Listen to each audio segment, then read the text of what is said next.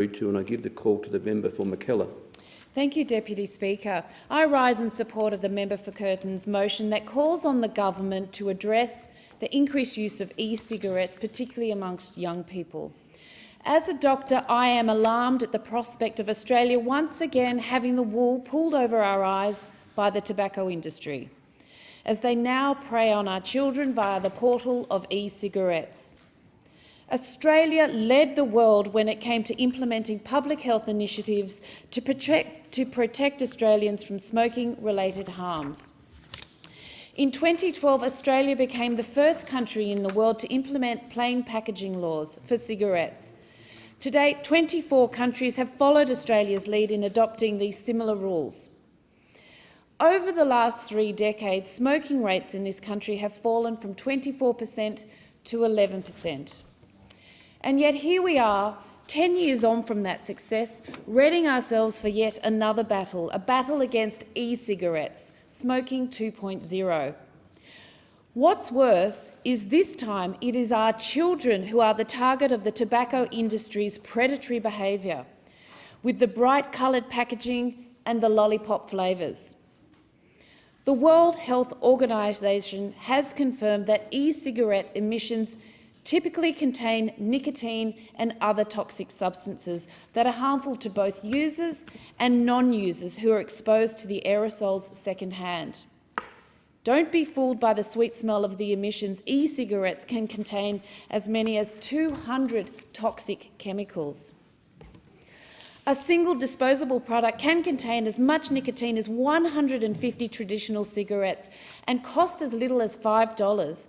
Not infrequently, they contain nicotine even if they are labelled as nicotine-free. Not quite the cookies and cream or the strawberry kisses that the packaging promises. Research published as recently as December 2022 concluded that vaping is the strongest risk factor for smoking. And a recent study of adolescents in New South Wales reported that half of the kids who regularly consumed e-cigarettes had never smoked. So rather than being a smoking cessation tool, for young people, e-cigarettes are actually a gateway drug to smoking. So it is no surprise that major international tobacco companies have invested heavily in e-cigarettes in recent years, and tobacco companies now own many of the top e-cigarette brands. It seems like the strategy of big tobacco is to move our children from e-cigarettes to cigarettes by getting them hooked on nicotine. Media, school and community reports suggest that the use of e-cigarettes amongst young people in New South Wales has exploded in recent years. Stores which sell e-cigarettes are popping up in communities all over Australia, including in my electorate of Mackellar. These stores are often located near bus stops and train stations that ferry our children to and from school. And there have been recent reports of tobacconists selling e-cigarettes to children in school uniforms.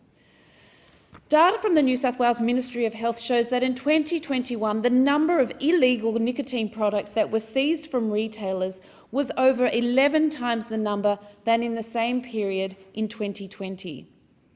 And adolescents, 80% of adolescents say they found it easy to access these products. Something must be done to stop the sale of these highly toxic, highly addictive products to our children. Big tobacco is preying on our youth, and all levels of government must work together to stop this. There are steps that the Commonwealth Government can and should take to help fix this ballooning problem. They include stronger border protections and customs prohibitions for all vaping products, better minimum quality and safety standards, plain packaging and health warnings for starters, and prohibiting all added flavours. I call on the government to act swiftly and decisively to protect our children from the growing scourge of e-cigarettes. We must once again become world leaders in protecting our children from both cigarettes and e-cigarettes.